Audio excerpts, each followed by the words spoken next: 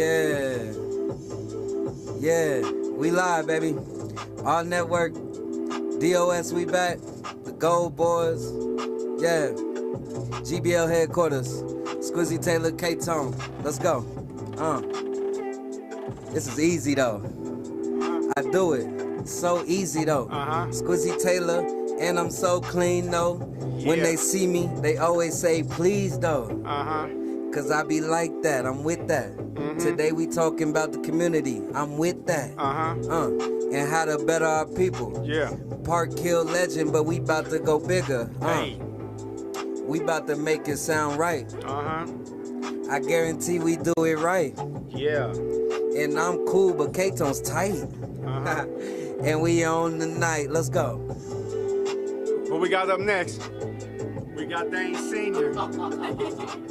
We got Dane Senior. That's what I do. This what we doing. That's what I do. Hey, I wrote some bars though. They got me rapping in the city like we in the basement.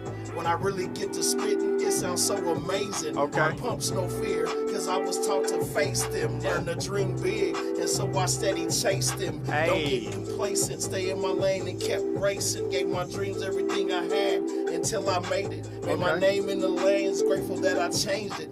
Paid my way through the game, thankful that I made it. And I'm chilling with these guys, and that's what we on down. Hey! Okay. Now we got. On the beat, it threw me off. Now we got. All right, my brother Jonathan McMillan in the building. Talk to him. Now when I step to the mic, I might limp just a little, but you must understand that to up here, that shit is critical. Lyrical talent to spit game to the host. They say get spiritually balanced so you can shame all your foes. This is prose and poetry. By prose, you know it's me. Compose and keep them so they grows up on their toes. It show my dexterity while all y'all niggas stare at me. And if you eye to eye, then I know that you was therapy. Therapy from Beverly Hills. Whenever these bills get paid, they do. So very cleverly skills get put on exhibition. The opposition shitting that they listen, they be wishing they would have paid attention. Now I'm lynching these niggas like MOB. And they scared of competition with little old me. Literally, I like to beat them. Lyrically, I force feed them. Red rum until the popos get closer, we gonna team them. Oh, he was really busting. Oh, he was busting. Come on, we got another special guest. Trinity Roberts. Talk to him. Step into the beat, everybody like who this? Trend on the beat, but you already knew this. You don't wanna meet my fam, yeah, them niggas ruthless. Got some shooters playing hoops, yeah, down in Massachusetts. I be on the ground, but I keep my life exclusive. Let me change the beat, cause on this beat I am abusive. Hey, hold on. I better change the flow, hold on. I got it. Okay, come on. Massachusetts. Got the part 2 coming up. Repping for all my peoples out here is nothing new to me. Shout out to my family, Aurora's my community. When it comes to questions, you bet I answer truthfully. Blocking all the haters, I'm immune to jealous scrutiny. Stunting on the gram, got no time for insecurity. Man, I killed him on this beat, and I did it brutally. 18 years of age, but I'm full of maturity. Shout out DJ KTONE, I'm appreciate the opportunity.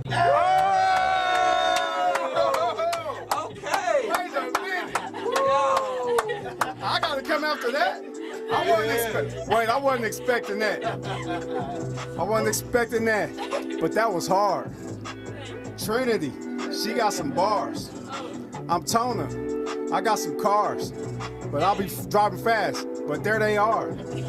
Today, I got, hold up. Today, we got Park Hill strong. I love Park Hill, cause that's my home. 29th Street is where I lay my dome, lay my hat, and lay my chrome. But okay, we chillin' today. I got Squizzy today. That's my nigga today. I got Dane with me, Jonathan with me. Call us up, hit me. Come in the chat, let's talk about it. It's so hot, but I highly doubt it. Shout out to GBL for the sponsorship. Shout out to our network. They is the shit. Shout out to Gold Boys for all the dough. And right now we hit this first video. We out of here. We'll be right back. Holla at me on my page or Jack. You feel me?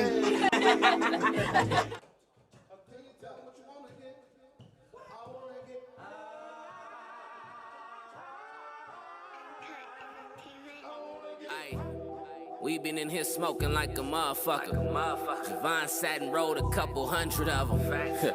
Whole lot of gas, still dropping something. You niggas stay high and still up to nothing. So you could check the stats, we ain't lazy ones. All I needed was a plug and time made me one. A nigga name ring bells now, Le'Veon. And my team sticks out like a baby bump, blazing up. That little eighth, bro, it ain't enough. Another fail you way if you hang with us. You couldn't go joint for joint unless you saving up. And even then, Mondo the type to claim a bluff. Got fresh in this bitch, steady rolling up. Ken in this bitch, he done smoked enough. This nigga Mike Coates on this split shit. You'll catch a contact, just try and be my witness. That good weed, Denver grown, Kush leaves. Top 5 best you smoked, it could be. I don't know your reason, but mine creativity and getting all you lame ass hoes out of my memory. What's up, baby? Is you gonna roll it up? Fucked up, baby, come over and smoke me up. Smoke me up, light it up, up. What's up, baby? Is you gonna roll it up? Fucked up, baby, come over and smoke me up. Roll it up, light it up, up. She say love me like your reefer, keep me high without the breather. Tweak my vibe when I'm in need, when you I think of. Take me to the places I should be, just mentally, cause I can't leave. But at my peak, I found the breeze to let live me, son. Let's do it to it. Let's go. Roll it lighted, I'm so excited. Please hold how life get. A stress reliever's an understatement, ain't seen one like it. No. I'm first to show 'em what's up. If I trip, it's as the pilot. Raw as shit and righteous, I'm flying. Bitch, Bay 11 where I landed. Zypack, man, I cause damage. Pick your lungs up. You wanna get your funds up. But candid, I'ma grade you in the presence of your maker. To understand me is to love me. Yo, bitch, do I hate her? Couldn't lie if it was in me. I show up at your shit like I send me. Black on black with everything. She want the fling like a frisbee. Once I park it back, she tryna swing like a hippie. High score, you can count them, bitch. 10 Mississippi. Count it. Everybody knows what goes come round slow. You not down, get high rounds to the dome till found cold. Keep your little tree, we ain't smoking no outdoor. Keep your little tree, we ain't smoking no outdoor. What's up, baby? Is you gonna roll it up? Fucked up, baby, come over and smoke me up. Smoke me up, light it up, up. What's up, baby? Is you gonna roll it up? Fucked up, baby, come over and smoke me up. Roll it up, light it up, up. Uncut Entertainment.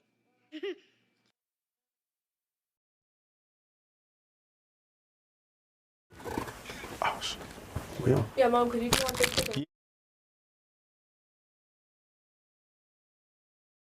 Back, season 4, episode 3. 3? 3. I thought this was 4. 3. 3. Episode 3. Yeah. I am Squizzy Taylor with the living legend. The man needs a statue. DJ KTONE was happening, my brother. Man, how you feeling, Squizzy? Doing well, baby. I can't good? complain. Yeah. Another day at it. We here. How you feeling? We You alive? Yeah, man. You know, I just fresh off the flight again. Yeah. It's 2 weeks in a row. Hey, man, you KTONE. But I made it. Yeah, you here. You always I'm here. come back for me. I come back. Yeah. Just for you, though. Yeah, nah. Not just for me, but... Nah, mainly. Yeah, you got like 12 kids, but yeah. Okay. Anyway, welcome to DOS. Yeah. We always want to start off thanking our sponsors. Shout out to the Gold Boys, 5535 West Colfax. Please go to them for your CBD needs. Some of the best clothes in the city. They got the Gold Lab in there if you need some studio time. They got a skate park in the back. It is a big, dope compound. Please go visit them. Tell them Squizzy and KTONE sent you. Yeah. You feel me?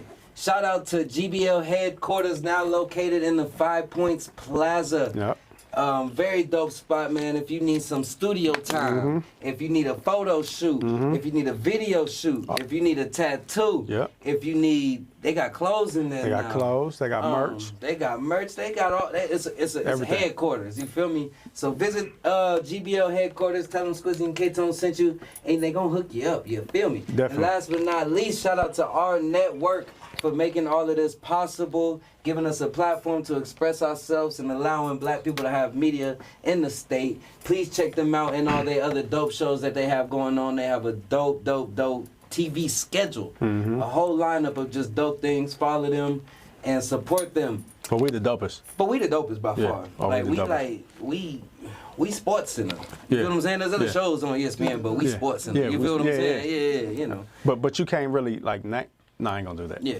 I ain't gonna do that. You know how that. Because I'm talking trash. Yeah. But all the shows is dope. All the shows is very dope. We the second dopest. I think UD is the best. Yeah, I like UD. UD is the best. We the second best. I like Sheen show too. Have you watched that? I ain't seen it. Oh my goodness. Okay. She's a fool. I'm gonna check it. I'm gonna check it. I like it. But yeah, shout out to them. If you are tuned in with us, please like, share, comment. We have an amazing show for y'all today. We're gonna really be talking about some important topics that that benefit me, that benefit you, and benefit everybody. You feel me? Definitely.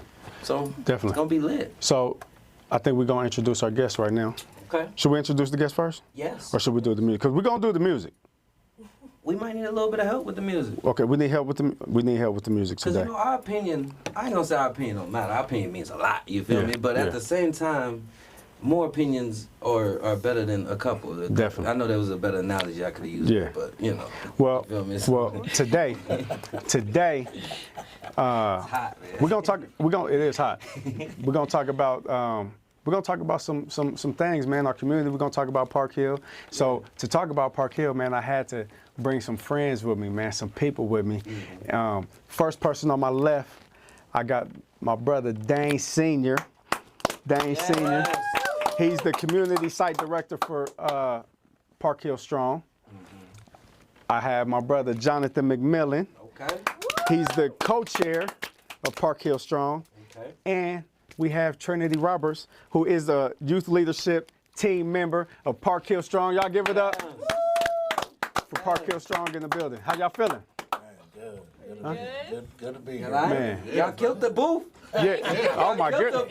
Yeah, I was a little nervous. I wasn't expecting that. Yeah. Y'all killed the booth. I think Trent put us to shame. Yeah. You know. She definitely. That was the intention. Yeah. Ruthless. Definitely. So, man, I appreciate y'all coming on today.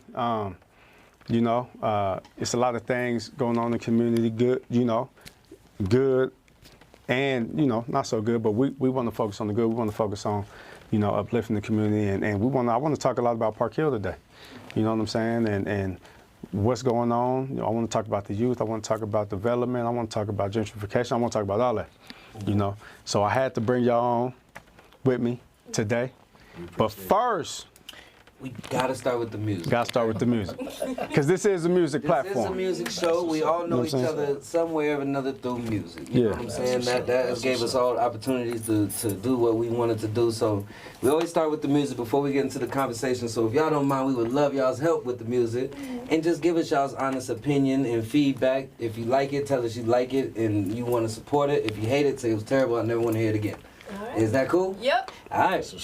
Well, let's get it, Tone. Yeah. So, first artist today, he goes by the name of B. Riley. Okay. This song is called Throw It.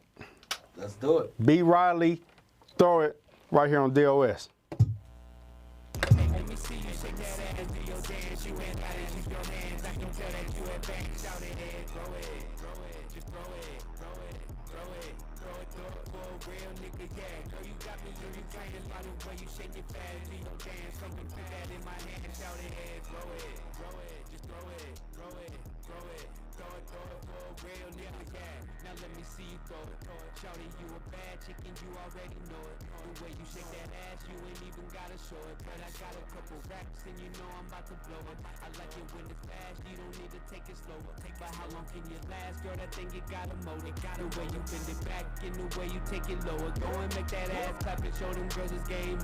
I saw you from the back and I really gotta know you. You're looking like a snack, I'm at attention like a soldier. I wanna put my bags up in the back of your Toyota, cause I see you got some junk up in your trunk, I ain't gon' hold you. Lil' mama got a donkey, that shit bigger than the boulder. I call that shit a donkey, I play Shrek, you play Fiona. Got everybody watching, you got everybody going. It ain't that hard to spot, I saw that ass from around the corner. Shout it, let me see you throw it. Hey, let me see you shake that ass, do your dance. You ain't got it in your hands, I can tell that you advanced. Shout it, head, throw it, just throw it, throw it, throw it. Throw it for a real nigga, yeah. Girl, you got me in the trance by the way you shake it fast. Do your dance, come and put that in my hand. Shout it, throw it, just throw it. Throw it for a real nigga, yeah. Lil' mama got a bubble. Keep doing what you doing and you gon' get your boy in trouble. The way you keep it moving, girl, you got me seeing double. Hey, I don't mean to be rude, but girl, I really wanna rub it. I really wanna touch it. You really got me clutching. You really got me lusting on your ass, cause that shit bustin'. The way you keep it bouncing, girl, it might cause a concussion.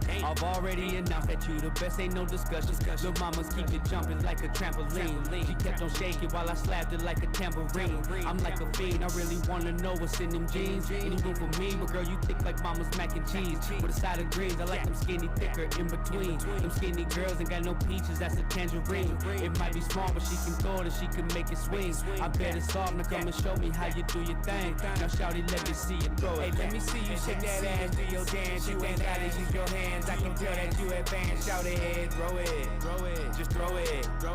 Throw it for a real nigga, yeah. Girl, you got me in the trance by the way you shake it fast. Do your dance, come and put that in my hand. Shout it, throw it, just throw it. Throw it for a real nigga, yeah.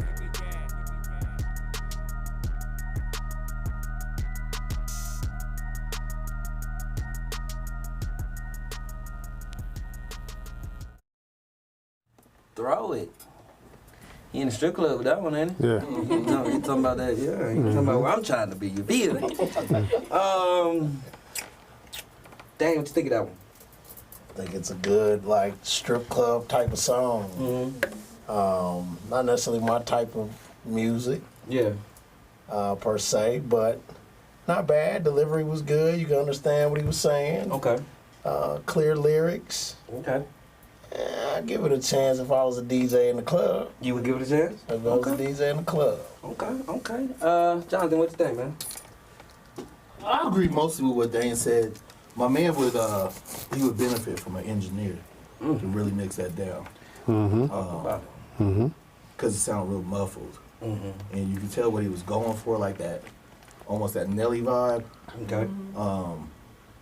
But unless it was mixed down and he had his tracks balanced, take some of that lower end out of like on the verse.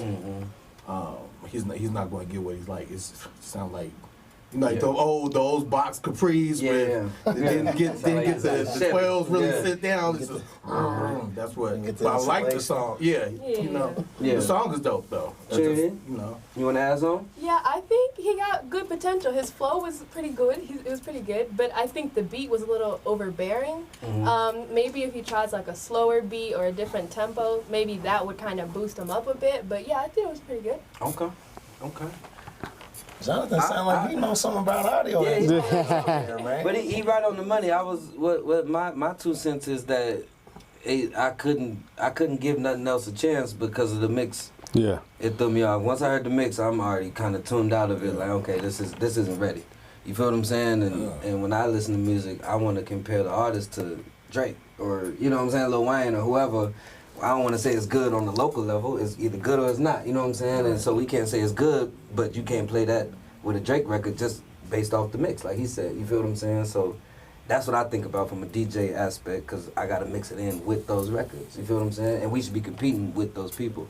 But as far as the lyrics, I thought everything else was fine, but the mix threw it off. Couldn't do it. Yeah. Stink, Tom. I definitely agree with the mix. That was the main thing that kind of tuned me out. Yeah. But I did think he was riding the beat. I liked how he was flowing on the beat. I know where he was going with it, and I want to be able to try it in the club or the strip club. But I definitely needed to be mixed proper. Maybe hit GBL.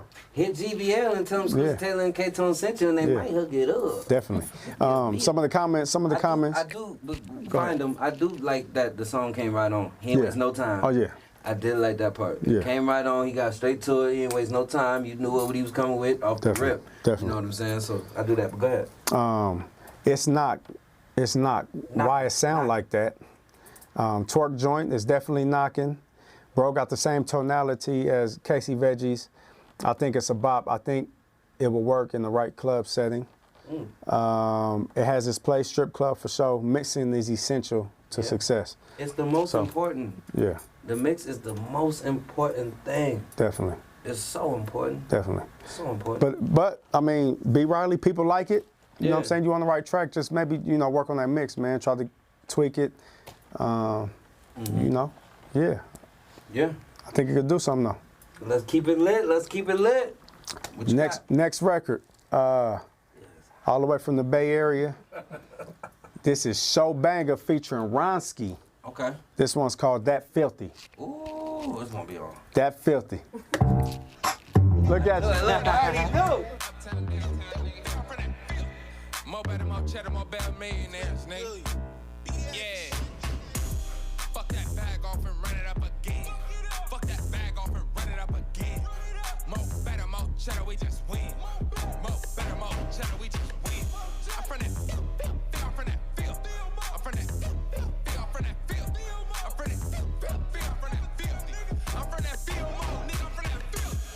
I'm a field mode nigga and I'm with it. Put them 7-6 stools through your fitty.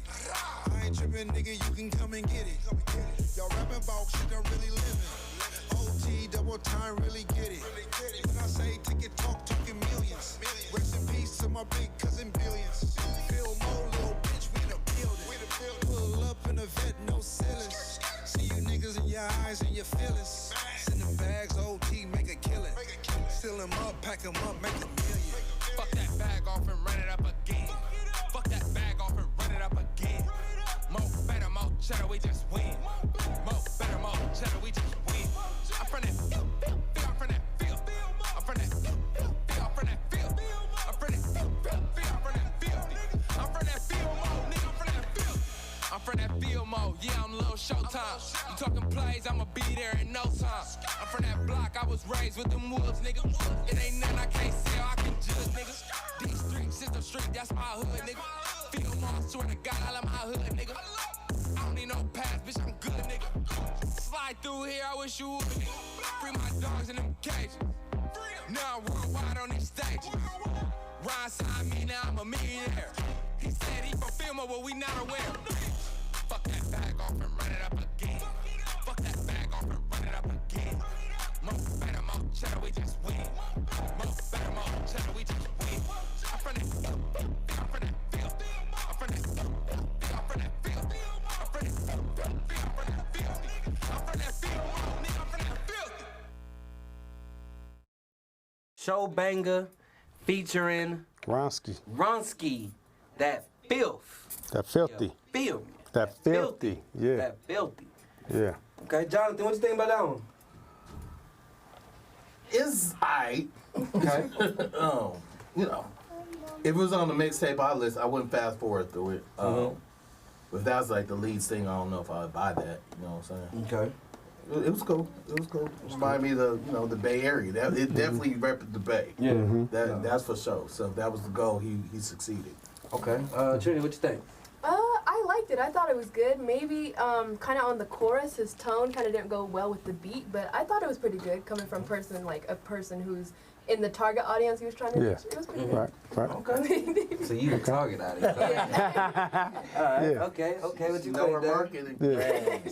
So with that being said, I'm kind of old school. Okay. I like the Bay Area, feel to it, but not really into some of that newer stuff they spit nowadays. Yeah. And he did all right, though. Yeah. It was all right. Okay. Yeah. Tom, what you think? So, I actually really like that record for a couple reasons. I love the energy. Like, when it first dropped, you see he was bouncing. Yeah. Like, I love the energy of it. I love that I know I can play that in the club. You know what I'm saying? I know I can get away with that. I like what he was saying. Like, he wasn't being too hard. He was just saying where he's from. That filthy, that's the neighborhood, Fillmore in the Bay. You know what I'm saying? So, I mean, I could tell he just talking about his neighborhood. You know what I'm saying? He ain't saying nothing gangster, nothing about nothing. But where he's from, I think it got that high energy feel. You know what I'm saying? Yeah. I like it. Okay. I like it. And I think the beat was hard to me. The beat was real hard. Yeah, I like the beat. Definitely. The beat was definitely hard. I understand why you say you could play it in the club. I don't know. I kind of feel what Jonathan was saying. It was cool. It was cool. It wasn't great, but it wasn't bad. Like, you know what I'm saying? If it come on, it's cool. You know what I'm saying? I think it's a playlist record. It is a club record, especially in the Bay. That sound you can mix that with some Mac Dre and a lot those of stuff. guys you like. Right. You know what I'm saying? So, shout out to them, man. I really don't have nothing bad to say. Yeah. You know. Yeah. I don't know. Some people saying I'm a sucker for West Coast. I bump it. I like the character he added into the chorus. Definitely screams J area. I can see it catching on with the youth. I fool with the bounce on it. So yeah, he getting some good reviews. It's only 2 of us in here that are the youth. No, actually one. It's 2 of us. Actually it's one. 2 of us. I am still considered the youth. And what? And where? My guy. I relate to her. We go through the same type of, you know. I wouldn't. Forget it. Let's keep it going. I'm just saying. Okay. 2 of us in there. You know. AP. All right. Up next, we got our video. We are gonna review this one. This is our last. This is our last song, last record. You want me to hype it or let's just act like it's another submission? I want to do that. Okay. Yeah. Up next, we got They Call Him AP. This record is called Personal. They Call Him AP. This record is called Personal. We're gonna go to it live right now on DOS. Major, baby. Can you do for me without a favor? On a mission till we major, you can't keep nobody around you who could jeopardize it later. Friends don't turn to haters, run that back again.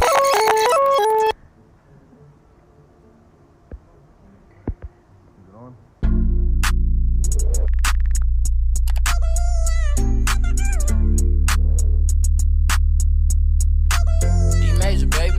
Can you do for me without a favor? On a mission till we major, you can't keep nobody around you who could jeopardize it later. Friends don't turn to haters, run that back again. If you not for me, then get out the way. Smoking the air, but I keep that fire on me. Don't try that, don't play it. No, don't take it personal. Do what I'm doing cause it feel real good.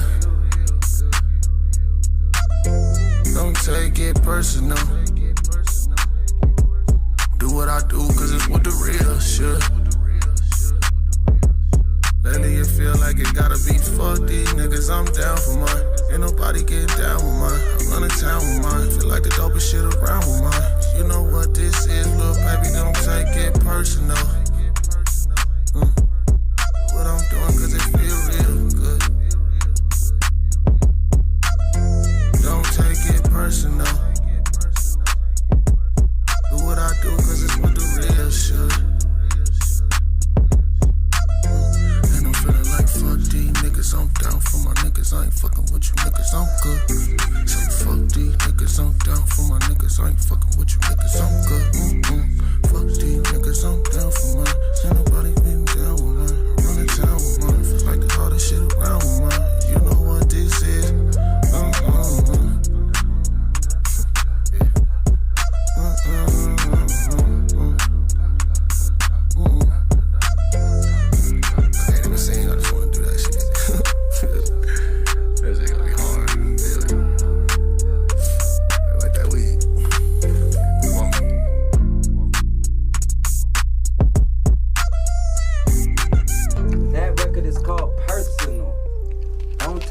Personal. You know I'm biased, but you know. Tone, what you think about that one? Let me go the other way. Hey man, I love that. I really like that record, man. Like I think that's I'm getting cussed out in my ear, man. But I think no, I missed the cue. Oh, okay. But I think that's a real dope record, man. I love the beat. I love the sample in the beat. I love how he wrote it. I love how he came different on that record. You know what I'm saying? Like he always gonna say AP always gonna say some dope stuff, but I like his delivery. I think the video was dope, different. Man, I love everything about the record. Nice. I really do. Trinity, what you think? Well, for the record, I think it was good. Sort of towards the end, it kind of had a little bounce there as well. But for the video, coming from like a film major as well, that whole like theme. I like what he was going for, that late night kind of orange type of vibe. It kind of got stagnant towards the end, like it was the same thing, just him pointing the gun, rapping out the car, but I think it was pretty good. So it needed like one more scene. Yeah, doing something else. A color scheme. Like have me in there or something. I feel that same way. I understand. I agree. Dave, what you think? Man, I'm kind of biased over here, man. I'm a they call him AP fan. Yeah. So I really appreciate the content that guy puts out all the time. Video, I look, hey, I'm sitting next to a film major, so I gotta give credit to that production eye, because you know get down a little bit on the video stuff too, and so all together, man, he's dope. So I guess that's what it is. Okay, Jonathan.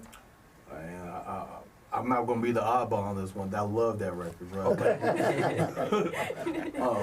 The energy of it, like that's some head knob. Like that's an 8 Deuce Cadillac. Like I feel it. The Camino was the Elko. Yeah, that was all that. That was. I'm a gangster dude. You know what I mean? Like I grew up on that '90s gangster. Yeah. So he's elevated that.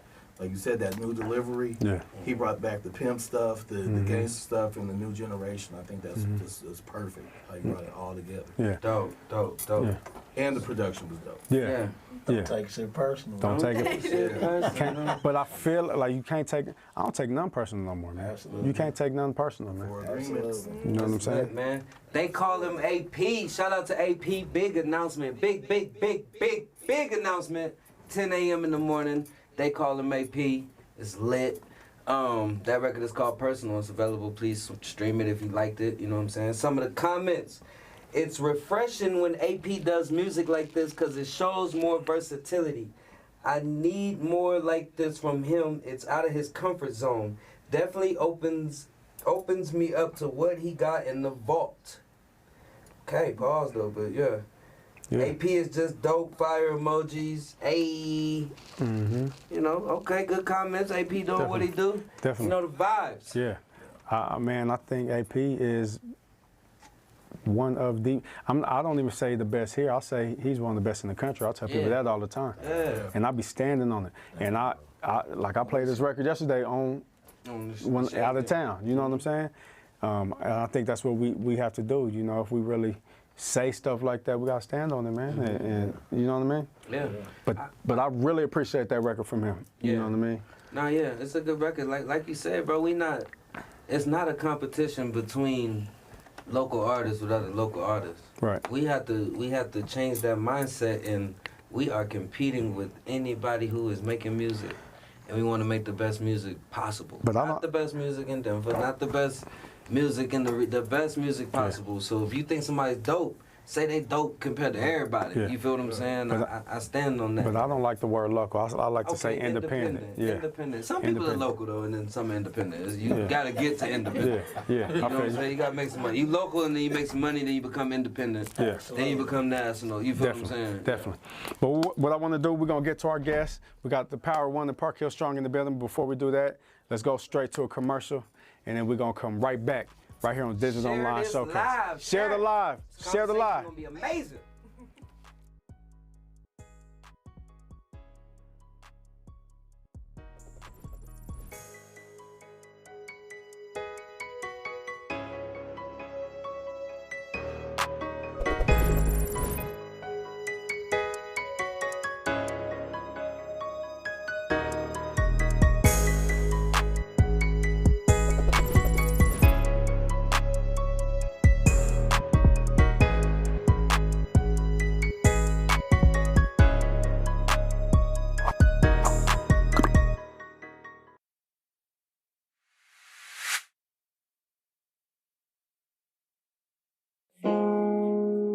Hold on, my sister.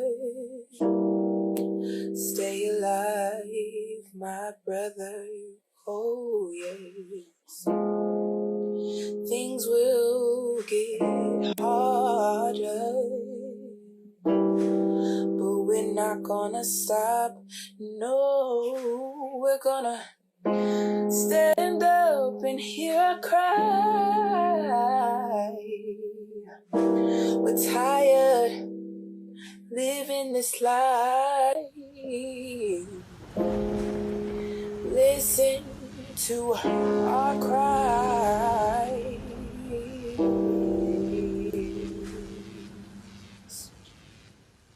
Will be the light.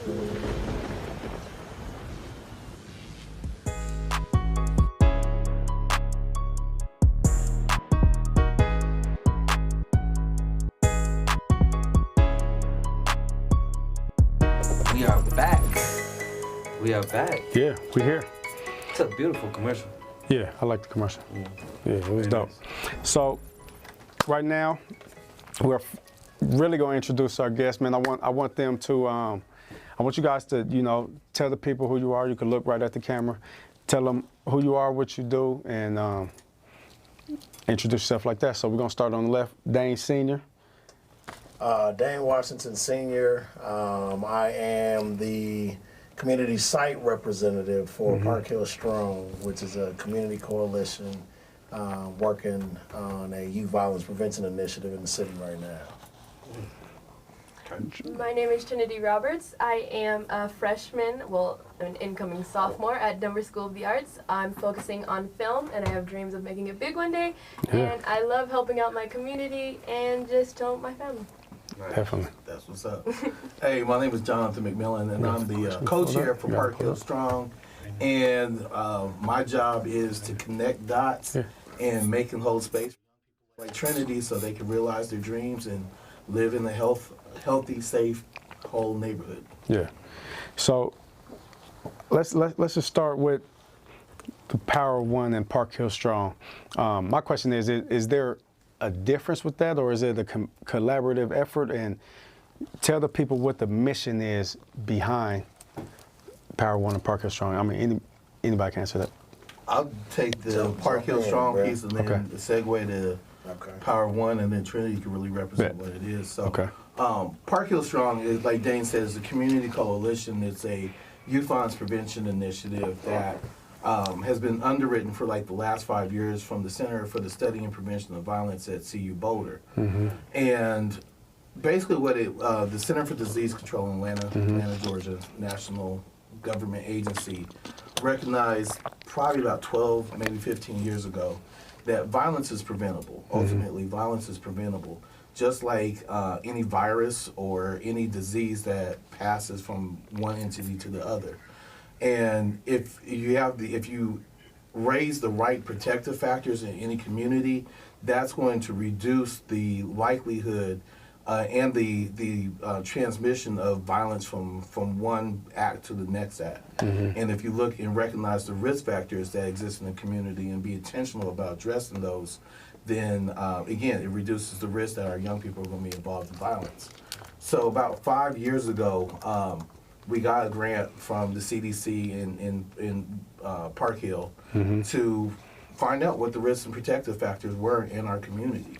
And then come up with some strategies that have evidence behind them to be effective and implement them in our neighborhood. And we did a bunch of surveys for people all through Northeast Park Hill, and one of the strategies that they said they wanted to address was our young people weren't feeling connected in a positive way to the community. And so we said, well, we want to change that. We want to give our young people the opportunity to recognize the assets, the positivity, the value within Park Hill, because I grew up in Park Hill. I love Park Hill, even through all the BS, And now it's my turn to make sure that the young people behind me have that same love. So the Power One became this media campaign that was one of our strategies, and I'll let Dane talk a little bit more about that. And then Trinity. Yeah. So, kind of think as he was, talking about how this coalition came together, right? You've got all these different, community organizations, community members that, have come to this table to really talk about, like you said, these strategies to really combat that. And so they, we decided to do a media campaign.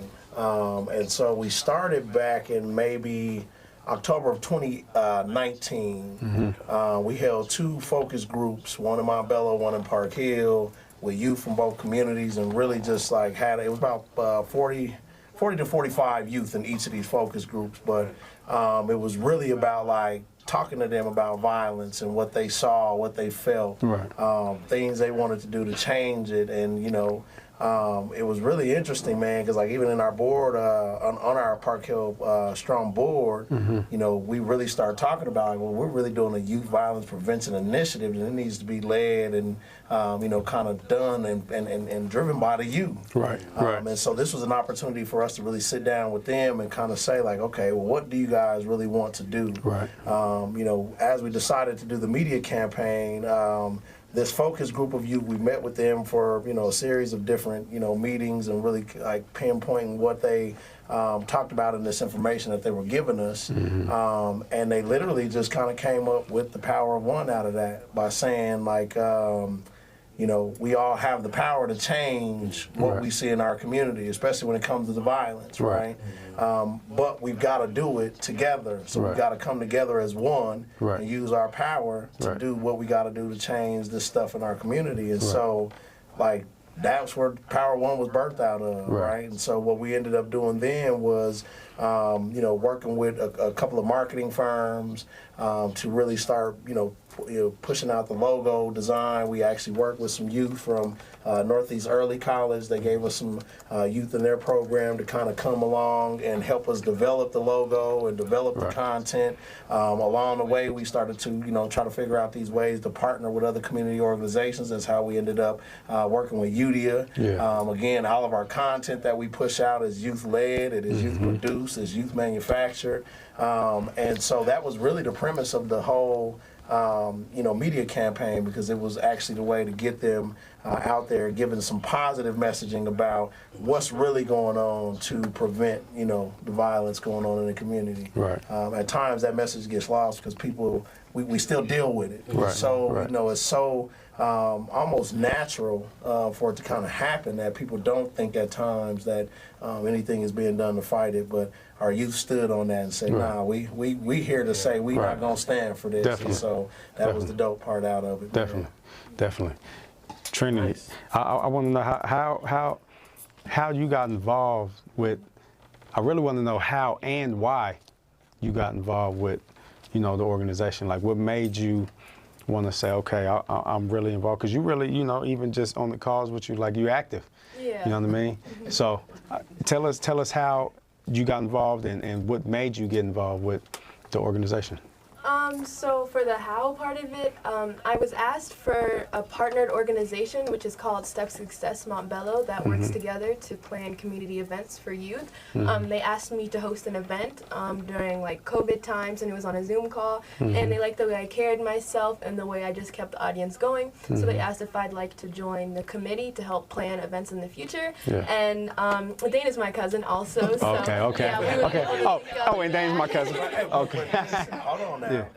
That is not how that came to be. Like, literally, she's gonna get her roses because that's her way of working. Kind of open that door for herself, right? And so even I was just more excited to be like, oh, it's Trinity. That's but she puts in her own work, man. And also, I just love helping out the community. Both of my grandparents were Black Panthers as well, so I've always had like just a love for activism and politics as well, and public speaking also. My granddaddy's a pastor, so that comes naturally to me. But yeah, I just want to help make the world kind of a better place. I know it's not as easy as us all singing Kumbaya especially, but a quote I love is that we could either heal as individuals or die as, we can either heal as a team or die as individuals, which has always spoke to me. I just feel like the Black community needs a lot of just unification. A lot of forces to bring us together instead of just clawing at each other's necks, because it's a dog-eat-dog world. Especially the youth being born into that. I feel like they just need a platform to be kids and stay out of the streets. Definitely. I could appreciate that for sure, man, especially, being so young. You're real intelligent and willing to, help, man, that's big. You sound really passionate. Yeah, no, for real. I think you really enjoy what you do. Could you see this as a career for yourself? Yeah, I want to get into filmmaking, but kind of using my film as like the films I make to help get messages out. Because especially just as consumers, the media we pay attention to shapes a lot of our opinions and just how we view the world in general. So my focus is to just kind of get into the media, stepping out into rapping. My brother's a local rapper, and filmmaking and kind of using that. Shout out mathematics. Martinez. Had him on the books. Trying to go viral. So. But yeah, I just have always had a talent and a passion for the arts and just public speaking. So yeah. It's a blessing. That's Definitely. such a blessing. Thank you. Jonathan, tell us about Be Better Than Average. What's the inspiration behind it? Tell us something about it. Tell us what it is. What's behind it? Church. Oh boy, Be Better Than Average, man. So when we started off in the booth, and I came prepared because that actually used to be my life, man. I started as KTONE like when I was 10, 12 years old. I wanted to be a DJ, and started down that path, and things happened, and my equipment got destroyed, and I ended up gangbanging. Like I didn't have nothing else to do positive, and I fell into the hood. Grew up with some of the OGs. That's I'm that age, but all along I still stayed as a rapper. And when I was 24 years old, I actually had a chance to sign with No Limit. Oh wow! Yeah, my baby sister, had moved down to Texas, and she was an intern at a radio station down there. And Mean Green was the guy who she worked for, and she had been like Trinity. She was in his ear about her brother. And I was on the run, and I went down to Texas. Well, I went down to Atlanta, cut a demo. Went down to Jermaine Dupri's studio, cut a demo. It was fire. Went down to Houston, met dude in the parking lot, rap for him, auditioned for him. He's like, "Oh man, you fire! I'm gonna sign you right now." And I told him I was on the run. He was like, "Oh, can't mess with it.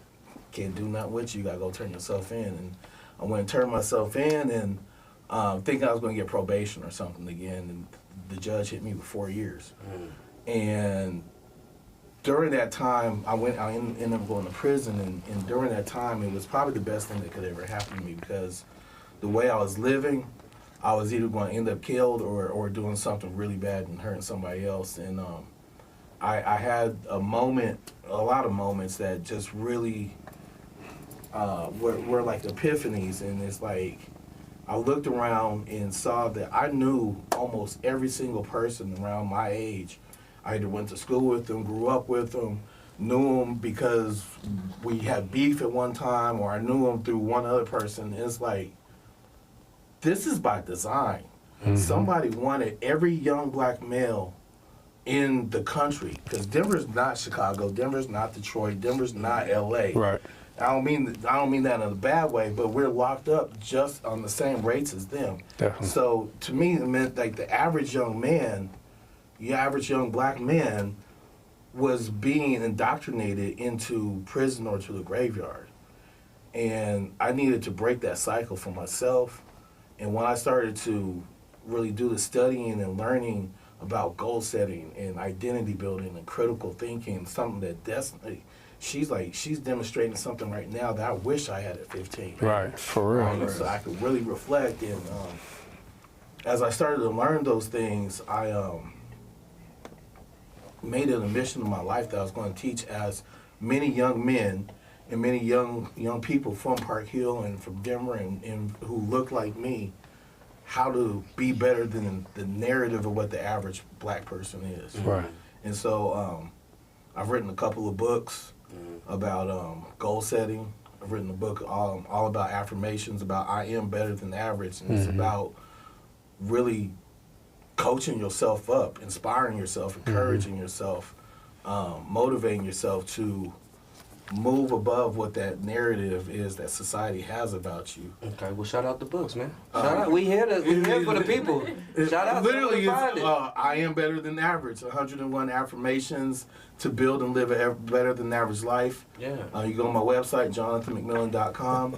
You find either one of the books there. But then I started a business out of it and just working with doing gang intervention, doing direct services. That's kind of how I met Tone in the community. I was bringing my young kids to community events so they can meet people who come from the same soil they came from, but went down a different path to say, this is possible, y'all. You don't have to go down this path. And then that's evolved into again working with Dane and the Power of One. My next question was, so Dane, you have a real powerful story on how you got to where you are today. And since we all kind of done the basically introduction of what led to the events of what y'all doing today, if you don't mind, like, what got you to where you are today and, you know, your powerful story that you have? Man, I think it's just, it's the similar story we see in Northeast Denver for a lot of guys. You know, growing up in that gang culture, I too kind of went to prison, and you know, came home and basically said like, man, I gotta do something different, you know. And I think like for me, I struggled a lot, you know, to find my place in some of this, right? You know, I used to be in the music scene and even started, you know, graphic design, and then that was like probably one of the turning points in my life when I started to do graphics, because it was like, it was my own business. I didn't have to work for nobody. Being on parole, I was, you know, having a hard time finding a job, keeping an income, and, you know, there was always at risk of being revoked and sent back to prison because I couldn't really find a job being a felon. And so I started a business. And literally, like, that business and a few other things, you know, there's other components in it that just kind of changed my direction, right, of like even starting to hang out and be around different people. And literally, man, like, I'm gonna just, you know, keep it a buck. Got into this community work on accident, man, like straight up. You know, and it was really on accident because we just wanted to show up and like be something different. You know, these kids was at Wyatt, man, and Rodney Bates had reached out to me and Jason McBride and Tux, everybody, and just said like, hey man, we got a group of students at Wyatt Academy that they just need some brothers to come love on them. And that is how we started. Like this whole trajectory was literally just showing up at this school and kicking it with these kids that everybody like turned their back on. And like, I mean, dog, like it's so dope because this first group of 5th and 6th graders that we started working with at Wyatt back in like 2013, 2014, man, they just graduated this year. So, you know, I think, you know, it really was based on the fact that, like, I didn't want guys to have to go through the same stuff we went through. You know, I think as we were growing up, we didn't really have a lot of opportunities other than seeing what the homies was doing. And, you know, we were all sucked into that lifestyle at some point, you know what I mean? And so when I came home, I'm like, Jonathan, I had that mindset of saying like, bro, like, I don't want to ever see another black man, brown man, even white man go to prison. You know, prison ain't for us. And so, like, that's when I really started to dig in, and you know, after a while, it was like, all right, if you really gonna do this, then let's do this. You know, like, don't just do it for Wyatt, do it for the whole hood, do it for any kid that you come across. But I think that's how it starts a lot of times too, because like I was saying on the break, I just came last week from speaking at a college, Southern Illinois University, and just talking to the kids. Like, a lot of times that's all they really want and need, you know what I'm saying? Because all the questions they was asking me was more about my kids and family, and they just want to relate and have somebody to love on them. You know what I mean? So I think that's kind of how it starts, you know, for a lot of us, and we just want to continue to, you know, do that, and it just grows from there. You know, I did want to shout out. We talked. I know we talked a little bit, but I got to shout out to the block party going on this Saturday real quick, right? So DJ KTONE's neighborhood, but this is gonna segue into my question. DJ KTONE's neighborhood summer pop-up block party this Saturday at the Park Hill Golf Course, 12 to 5. Bring your family. We got bounce houses, got the kids zone, we got the PS4 and the Nintendo on the big screen, the music. We got all kind of stuff. I got a PS5. Huh? I got a PS5, bro. You got me? Do we? Yeah. We could use that? Yeah, you got it. Okay, all right, we'll have the 5 on there then. You trying to play the PS4 no Yeah, more? okay, well, whatever. All right, well, we're gonna have the 5. Got the 5. Hey, you feel me? Yeah. See, that's teamwork. That's teamwork. Got a couple games. We're saying that. Sponsored by Park Hill Strong and the Power of One, which we appreciate, man. We appreciate y'all really getting behind us, man. Like it wasn't even really a question, man. Y'all supported what I had going on with my KTONE Cares Foundation. But saying that, how important is it to for you guys to get behind projects like this or you know, other, not necessarily foundations, but, you know, other organizations in the community, man? How important is it for y'all to support us? Man, I think it's key. And you know, I think when I first got in this community work, I didn't really understand the whole scope or the whole spectrum of what we were really dealing with. Right. But I've, you know, had the honor to really see that, you know, in the past 5 years especially, that when you come together and support each other, stick with it, that's how you move the needle. Yeah. It's that, like, there's so much work out here that I can't do it alone. Right. You can't do it alone. Right. So it's very important for us to come together and support each other. Like, I'm gonna be real, man. Like, I've gained some brothers that, you know, got my back, I got they back, and like we fostered these relationships from just that alone. Of saying, like, if, you know, Jonathan's doing his book release and I got a camera and he needs somebody there to shoot video, I'm there. Right. Or vice versa. If I need some resources for anything we doing with backpack drives and all of that, he brings in that support. So it's very, very important. But I also think it is something that is shifting in a lot of the community work that doesn't get talked about, because people always think in Colorado we got this thing where people don't come together, we don't work together. And, you know, I tell folks when they say that all the time that you must not really be doing the work yourself, because if you were really doing the work, you would see that it was a different story and a different narrative being out there, because we do work together. But this is important, dog. And so, you know, when we come together and support each other, like, that's how we really build community, man. Definitely. I got a question for Trent too. Like, it's sometimes it's hard being, you know, youth. I don't want to call you an activist though, but you're active in helping the community.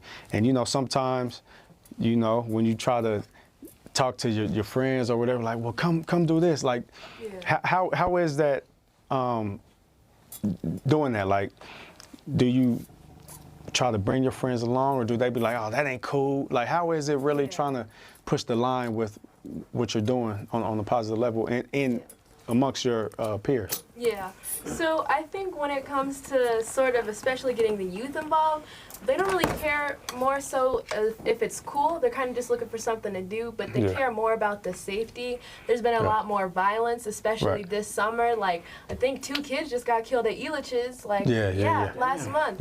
And so a lot of people are just nervous about if it's safe, if like they can bring their little siblings up there, stuff like that. So when it comes to leaving the house, people are more focused on if they're going to be able to come back home to their family, like, safe, or if they're going to have to be running or jumping fences.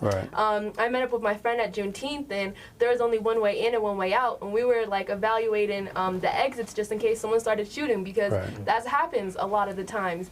And I just feel like violence has kind of like plagued our community. And when it comes to youth, they're more so don't really care if it's like cool or trendy, but just if it's safe enough, or if, like, I don't know, if it's gonna be something that's gonna benefit them or end up making them paranoid when they're out. So, That's crazy. And that's a shame. We even have to think like Juneteenth, she got to look at the exits to see how we gonna get out of here. So at Juneteenth, that's crazy. I mean, it shouldn't be like that. You know, be ruining all the fun. Exactly. So what are some of the things you guys talk about though? So what is the what is the solution for? You know what I'm saying? Yeah. Personally, I feel like my solution is just like getting down to that generational trauma. I feel like every person all has their different backstory, and we don't really choose how we come into this world, but we can choose how like we play our cards right and how we use what we're dished out with. And I feel like youth just need something to do. Like people were eating Tide Pods 4 years ago. It just comes down to boredom. People will really do anything, whether it's cool or not, especially if it comes to like getting views or clout and stuff like that. But down to the fundamental element, I feel like people just need to work through like the trauma that they hold and work on kind of being a community and reaching out to one another and checking in on one another. And when it comes to doing these events, if you're doing it for like an ego boost, for like clout and stuff like that, or if you're doing it to actually have some little kids be able to play or get some backpacks at the event, stuff like that. So I feel like the solution is really just working through who you are as a person and your violent outbursts and your anger and why you would want to dish that out onto someone else or someone else's kid. And yeah, just working through that sort of stuff. But I think that's important. You talked about the trauma, you know what I mean? We have generational, a lot of us have trauma that we don't talk about, we don't, you know, that we don't address, which leads to, you know, ultimately our mental health, which Jonathan, you know, I kind of want you to touch on because, you know, you're in that field and we talk about this all the time, you know what I'm saying? What more can we do as a community or as black men or as, I don't even want to say black men because it's not even just the men, but what more can we do to make it cool for the youth to know that it's okay to talk to somebody? Or mental health you don't necessarily have to go into a therapist and talk about it. There's different forms of therapy, you know what I mean? I want you to touch on that a little bit. You know what, Tone, the irony of the question is, like, they're already leading that conversation.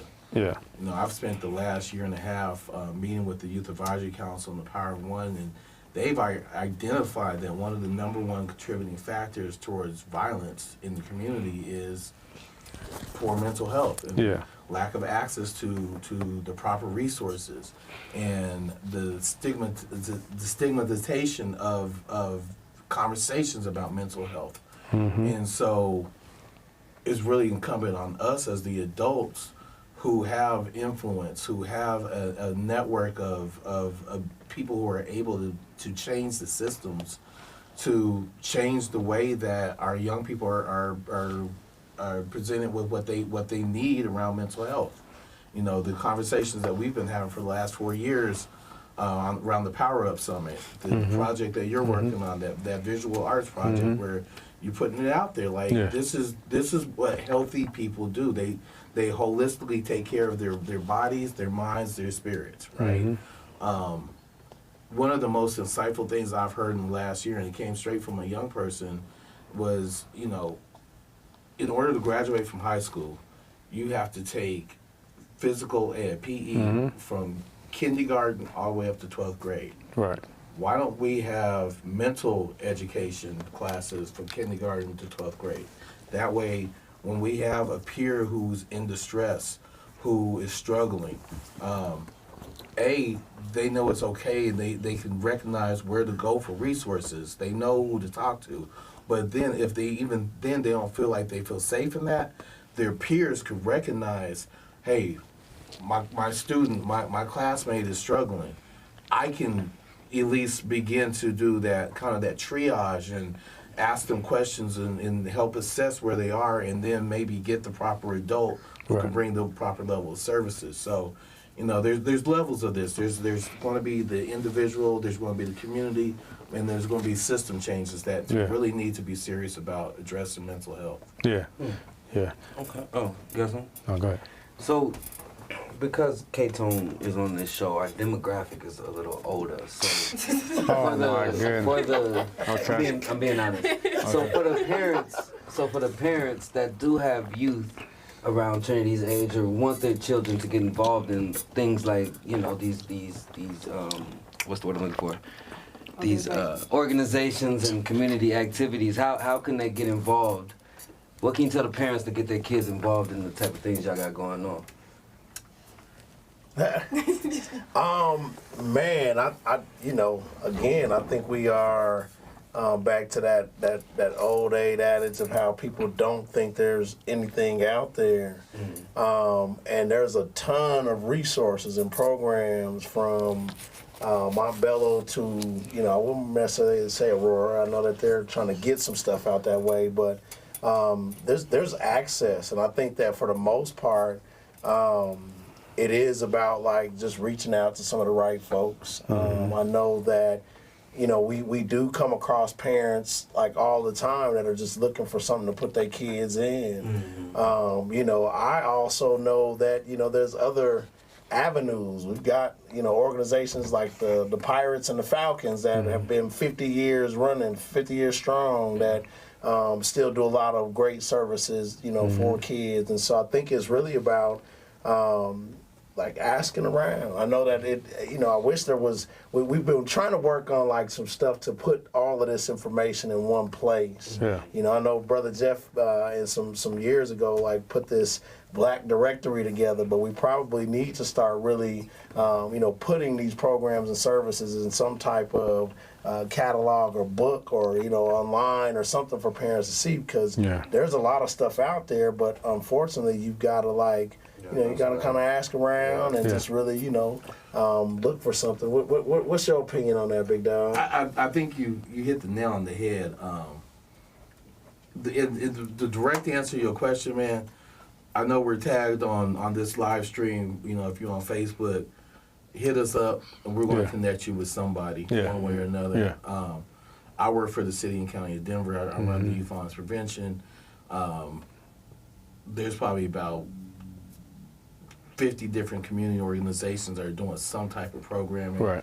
I can get you connected to somebody, and if one of those 50, then I'm calling KTONE and say, hey man, I need you to take this kid. Off top. Off top. You know, because I mean, I have done that. Like I've made those personal connections. Dane's made those personal connections. We got a whole network. Struggle of Love, Jason McBride, Troy Grimes, Leo Ellery is over on the southwest side. I mean, we got a whole network of people who are just 10 toes down in it for our community. So I mean, we talked about. Matter of fact, we're gonna go to a break, but I do want to talk about, you know, some of the organizations and why there is a lot of organizations out there, but it still seems like some kids still choose otherwise. But we'll talk about that. We're going to go to a break real quick. We got the Power One, Park Hill Strong, DJ KTONE, SQUIZZY TAYLOR, Digital Online Showcase. We'll be right back.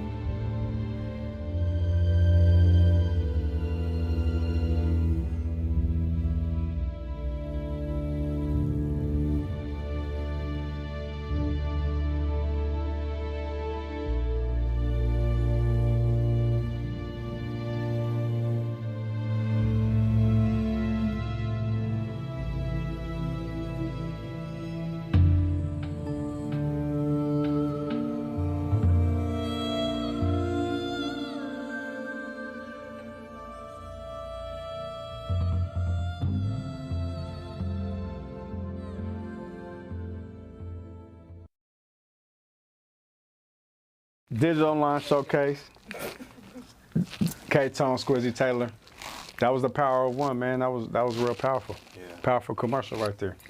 I know probably couldn't see it, but it was powerful. But no, I want to talk. You know, before we left, you know, we touched on, you know, some of the kids with so many organizations. There's outlets. I was talking about this with some of my friends. There's outlets out there. There's so many outlets. There's so many things to do. There's so many outlets for kids, and some still just choose otherwise. Why do you think that is, or what can we do to? Is it something that we need to do more of as a community, or as, you know, influencers to get them, or is it just like that's just what they want to do? Man, you know, I think I've had an experience with some of this, raising 4 boys. Yeah. Right. My oldest 2 boys are incarcerated right now.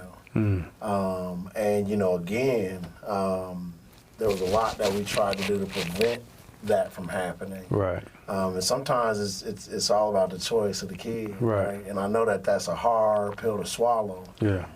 But as parents, you know, we generally try to do everything we can to kind of help our kids. Right. We also face this in this community work, because we get a lot of flack, believe it or not, because there are groups and demographics of guys we don't reach with a program. You know, there's some little homies on the block that ain't trying to hear nothing about no program. We ain't going in no Boys and Girls Club, or we ain't going in the rec. We right here on the block. Right. And so, you know, I think there is a dynamic that we face about, you know, again, how we do the outreach piece, right? And I think, like, again, man, for some of those young guys that are harder to reach, most of those guys, you know, are living based on relationships, right?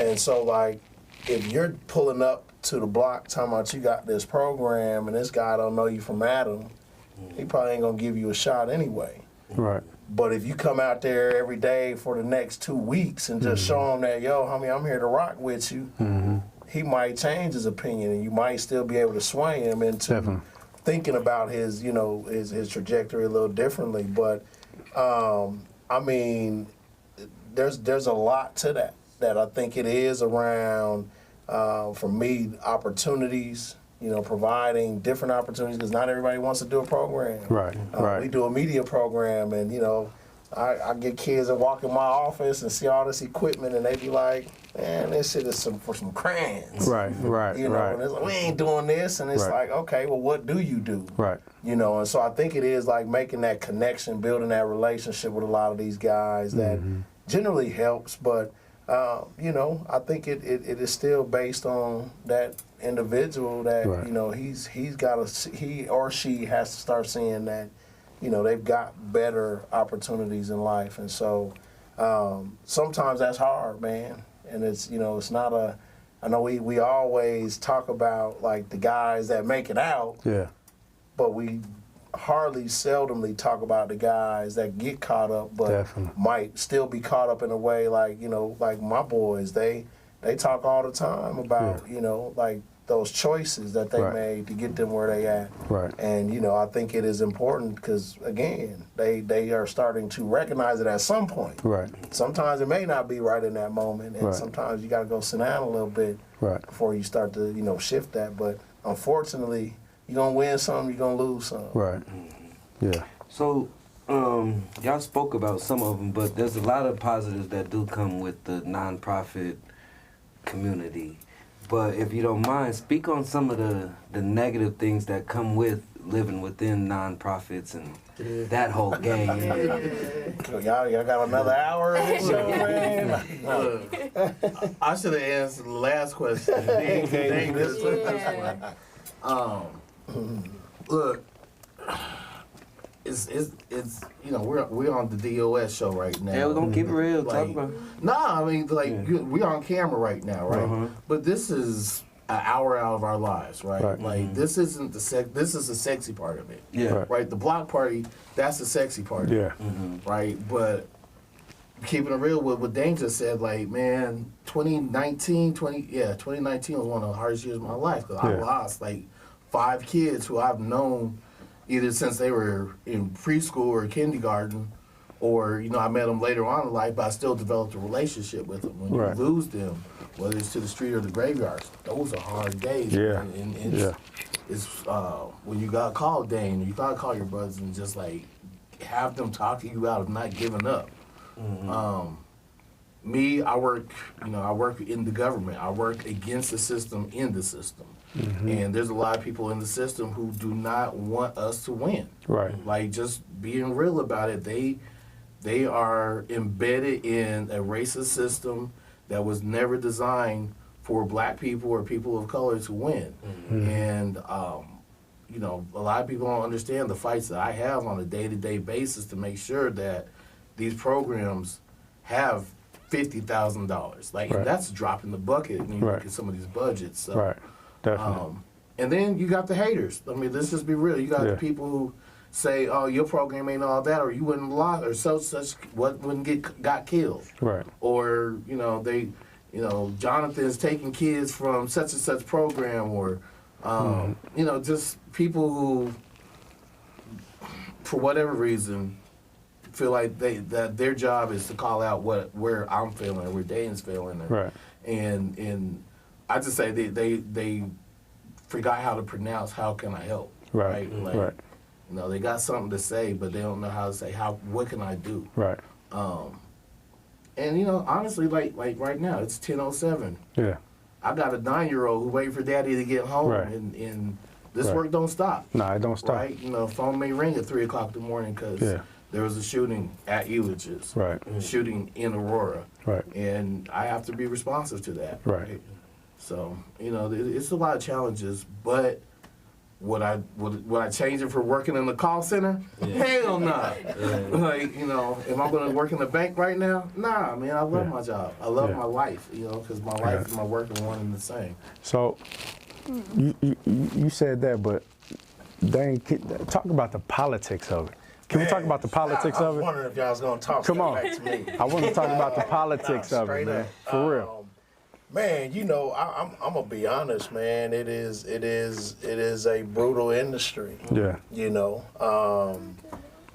I think people look at the fluff of nonprofit because when they see your organization get a couple dollars or a little bit of funding, they think that you're in this, you know, this upper echelon of people. But I mean, this stuff is work. You know, again, I got here by accident. Right. You know, my goal was never to start a nonprofit or do anything in the nonprofit sector. You entered in by accident. Well, I entered in by accident. Where you are for hard work. Right, you're right. You're right. Okay, my bad. I'll rephrase that. I'll change my language. But again, when I got in this, I didn't know anything about the nonprofit industry. Right. When we decided to file for our 501c3, me and my co-founder Kirk Stevenson, man, like, we didn't know nothing about nonprofits. Somebody said, "Hey, man, you guys are doing some stuff down there with the kids. Maybe you should get a nonprofit so you can get some funding to help the kids." And we were like, "Cool." Called our CPA up, arranged it. He did our paperwork. We filed, went through the process to get the 501c3. We get our, you know, approval, and we're like, "All right, we got a 501c3. Let's start getting some money and get, you know, You know, the politics of it. And you know, I think at the end of the day, it is ridiculous how many politics are tied into the nonprofit industry. Like, I think for me, you know, I've been real vocal about how those politics become a challenge for organizations that, again, my guys is boots on the ground every day. Right. They need the resources. They need the support. They need, you know, so much from this, and it just seems like we're always fighting this constant uphill battle about funding, right?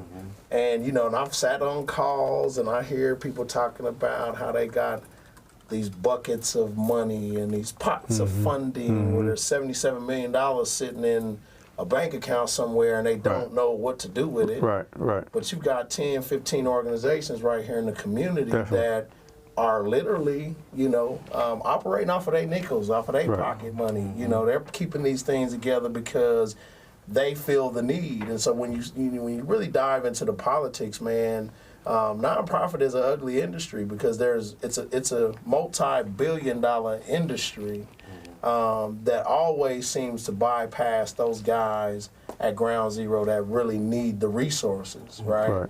And like my argument has always been, because I think I'm a pretty vocal Panther child as well, but I come into the table, man, when they get to talking this nonsense about non-profit. Like, so, okay, our struggle was this. When we first came in the industry, man, we wrote a grant for our first grant for $25,000. We couldn't get the first grant because they said we had not managed $150,000. Right. So you can't even get a shot at getting 25 because you never managed 150. Right. And so then for the first 4 years, man, it was literally getting the door closed, getting the door slammed. Right. And getting the door slammed and getting some hot water poured on you and then pushed out the door again. But it was literally this cycle of like wondering like, damn, like, well, how does all of this money really move? Because there are organizations, YMCA, Boys and Girls Club, not to, shout no names out, but they get the funding. Right.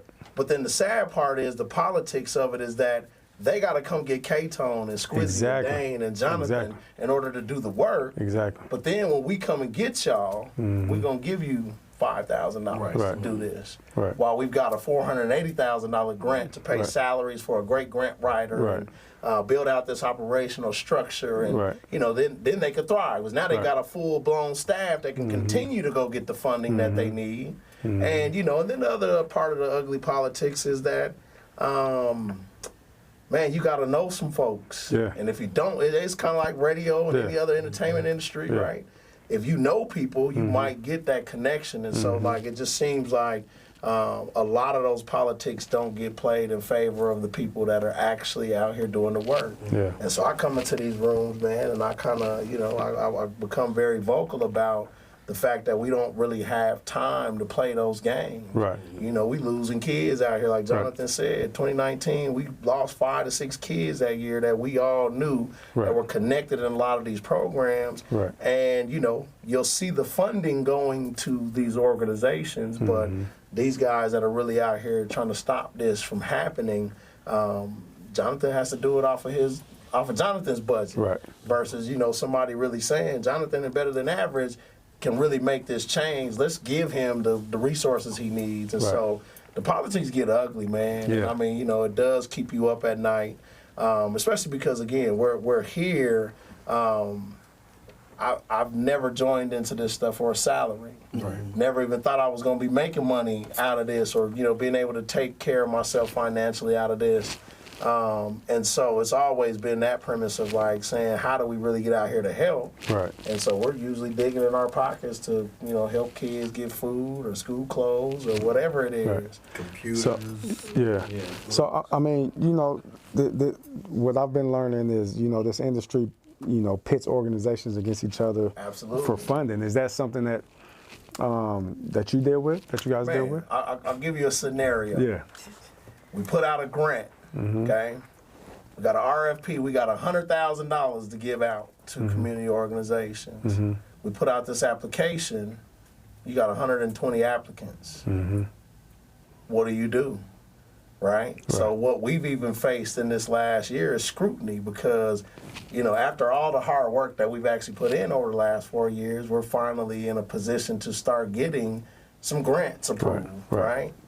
But now we sellouts. We sold our soul to the city, and it gets ridiculous now. But yes, it does pit people against each other because now, KTONE Foundation got some money. Why did they get some money? KTONE ain't really over here. He ain't doing this. Or you hear this all the time. So yes, the funding world does, and I almost sometimes think it's intentional, but I get it.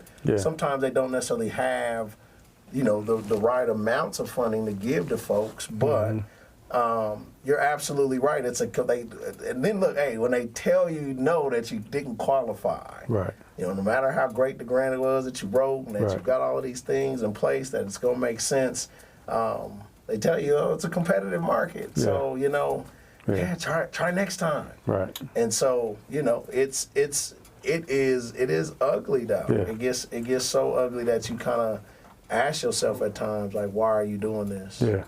You know, I agree with everything that Dane said. But I also say there's a remedy to that, right? And you know, the system and the processes are as old as time itself. You know, it's like field Negroes versus the house Negroes, right? They want to throw out the half of a rotten pig and say, y'all go ahead and make do, and then we fight over the scraps, right? Rather than coming together in a common unity, right, and saying this leverage our collective powers to demand what we're worth or take what we're worth. Now, I don't want to come across as like I'm all militant Marcus Garvey in here, but I mean, you know, Dane, tell you, like, for the last year, I have been really advocating for people going, like, first off, stop starting nonprofits, y'all. Yeah. Like, there's too many nonprofits out there that are competitive with each other. Right. Where they really could be collaborative. If you got an engineer, you got a DJ, and you got a rapper, and all of y'all starting your own record label, but then you don't have nobody to make your beats, you don't have anybody to mix your tracks, you don't have anybody to do the marketing, they're all going to fail. Right. Or you're all going after that money to try to figure out where those gaps are, rather than working together as a unified team and saying we all have our strengths and our assets that we could put into this pot to write a really strong grant. So, like, that is the beauty around Steps to Success in Park Hill Strong is we're community boards with many stakeholders sitting around the tables that play certain roles. We have the school systems, we have businesses from Park Hill, we have the faith community, we have MHCD, we have the apartment complexes, we have the senior citizens from Park Hill, we have the Pirates, we have the Falcons. They all sit on the board so that when we are looking to, when we're listening to the youth about what they want, we could all say, okay, how do we make this happen? Right. How do we make this happen for our kids? It's a great segue to my question for Trinity. So you do have amazing mentors around you, but you are very hands-on and involved. Is there anything that you feel like you would change or implement to any of the programs that you are involved in, or just in the whole scene in general? Yeah, the whole scene in general, I feel like maybe just a lot of what Jonathan was talking about. The community, a lot of the times we're kind of just aiming for each other's necks instead of just like working with each other, working to elevate each other. And I feel like a lot of the times it's just like crabs in a bucket. Like if we all link arms, we could get out of this mess, but we're too busy trying to come for each other, light skins versus dark skins and all this type of stuff. So I feel like if there was one thing I can implement, is just reaching out and stop, trying to compete with each other and start collaborating. But also at like the local level, it's kind of out of our hands. A lot of the times we're asking the white man for funding or marketing, stuff like that. So I feel like a lot of it is systemic as well, working into that. But yeah, I feel like if we were able to be more aware of that instead of, coming at Dane for being a sellout, start looking at, the funding and the way it all works and just kind of being more aware of the world we're in pretty much. So yeah. This might be a stupid question, but I want to ask it. Who is in charge of nonprofit? Is that the governor, the mayor? I guess you got to really really a board think it's just whoever got the money. Think of it in terms of this, right? These systems that are in place that keep billionaires. Yeah, it's no different. These guys funnel money into philanthropy to get tax cuts, tax breaks. So they funnel money in, but sometimes it's like, okay, well, KTONE, I'm a billionaire, and KTONE's my homie. I know he needs $30 million, so we're going to give it to his foundation. It's a tax write-off for us, but now KTONE kind of owes me, a favor, so to say, he's going to scratch my back. So if he might get some different funding in, he'll bring me into, So it's a system like that. I don't think there's really no one entity in charge of it except for money. Money runs the nonprofit industry. I mean, because if you... At the end of the day, the legal entity of a nonprofit is the same as probably any other business, an LLC or S corp, except nonprofit doesn't produce a ware to sell. right? They don't have mixtapes. They don't produce groceries. Yeah. But it is a business at the end of the day. So, billion-dollar business. Billion-dollar business. And so you have to find those funds, and whether they're coming from government grants or from philanthropic dollars that are coming from, people who are kind-hearted or whatever their motivation is. Yeah. It's still kind of the same. It sounds just like the music industry, because we deal with the same stuff. Even look at these record labels. You look at record reps, AHRR.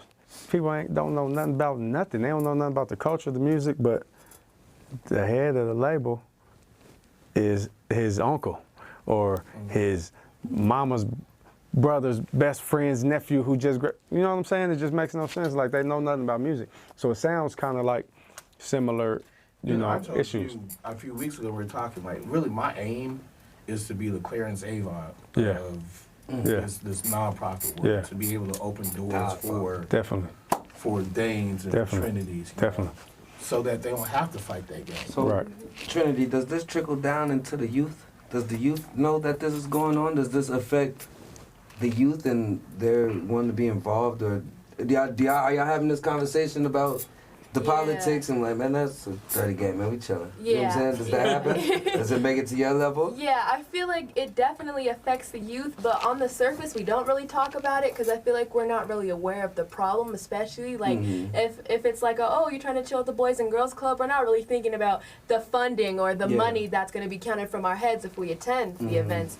But we're just thinking about necessarily like what's going to happen if we do show up, or just, I guess we're thinking of more so the social level of it, especially the youth that's from my scene pretty much. But yeah, I think it does trickle down into the youth, but we're not really having those conversations because we don't really know where to start. And I feel like especially the adults sometimes don't even know how to start really too. But I feel like youth are definitely aware of a lot of some organizations that are, I wouldn't say corrupt, but are more so in it for the money than the community. And there are youth who kind of notice that, or that's like, that's what I was gonna say. Can you tell? Yeah, we can tell. Can you tell? We can Because tell. I know I can tell sometimes, but can y'all tell that though? We can tell, especially when it comes to the event, like the way it's advertised. Like if it's all over social media, they're like, tag your friends, come and blah, blah, blah. But then we show up and it's more so just like, games where you have to like kind of, a lot of stuff. I feel like not necessarily a pyramid scheme, but a lot of the times the youth can kind of notice where it's like, are they trying to empower us or just use us for their own, to be like, I have this many attendance or blah, blah, blah.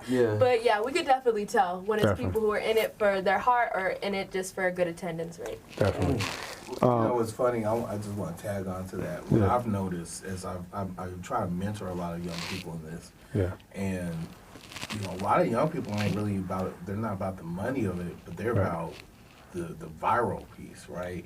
They want to have the hottest nonprofit. They want to have the hottest march, the hottest event, getting all these people, and they somewhere in there they lose the fact that, man, you're an influencer right now. You could really influence some real change for your peers, rather than just your number, your social media numbers, your Instagram, right? I think it's a thin line between that, because I think that's super lame when they do that. Like if you go feed the homeless and you pull out your phone while you got there feeding the homeless, I think that's super lame. But at the same time, where the world has become, if you don't put it on social media, it never happened. Like if I'm not on social media saying, I did this for the community, Squizzy don't fuck with, he don't rock with the, you know what I'm saying? He ain't doing nothing. So it's a weird time in the world to where if you're not showing them, you're not doing nothing, but it's lame as hell to even do that. You know what I'm saying? So what's the fine line? So how do you win? Because even today, and I hate to even say it, but I left LA, true story, and gave a whole suitcase bag full of clothes to the homeless. Didn't even pack with just, you know what I'm saying? But that's not, I didn't even tell nobody that though. You know what I mean? But there's people that really. I give example, AP, and I do it with him a lot. Once a week, AP will get rid of all his clothes. Like we go down there with fly stuff, hundreds of pizzas, blah, blah, blah, and he be mad, like, don't put your phone out, man, we just doing it. You know what I'm saying? But you look at somebody else like, man, AP is thug, bro. He ain't doing nothing for the community. He ain't giving out, but it's that. It's like, it's weird. So the question is, there's a fine line, like how How do you navigate how do you navigate that? You know what I mean? And even in the nonprofit sector, because it's like you could be doing all kind of stuff. You could be doing all kind of programs, but some people don't see it. And I think that if y'all need help from influencer, y'all might not know AP. I hate to keep using him, but artist A really cares about the community, but he's not posting it, so y'all don't even know that he cares. So damn, we could have been reaching out to AP to get these kids, or I gotta stop using AP.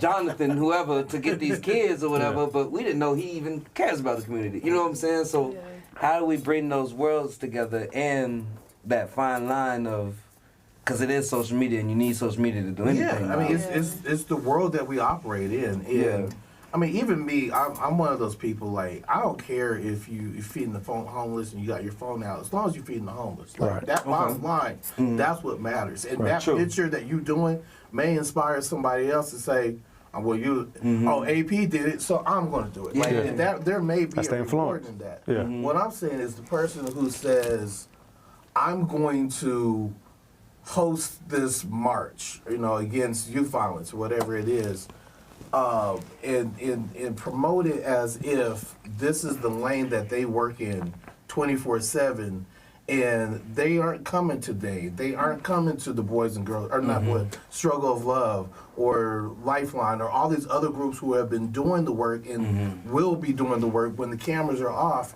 and not say, how can I help y'all in any sort of kind of way.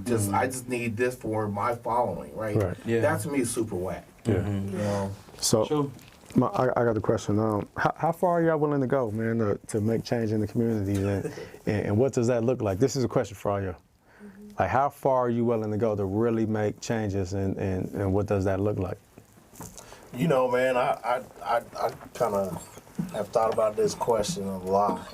Because it's so funny, man. Like everybody looks at me where I'm at now. But as me and my brother, we talk, man. Like, we grew up in the church. Community service. You had to wake up on Saturday morning and go trim Sister Johnson's bushes or trees or move with it. You had to do that kind of stuff.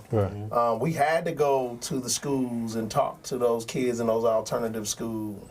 Hell, me and my wife, we've always taken kids in. Like, we've been a community home for years, getting involved with, the Pirates. After games, we always have 5-6 kids come and spend the night at our crib.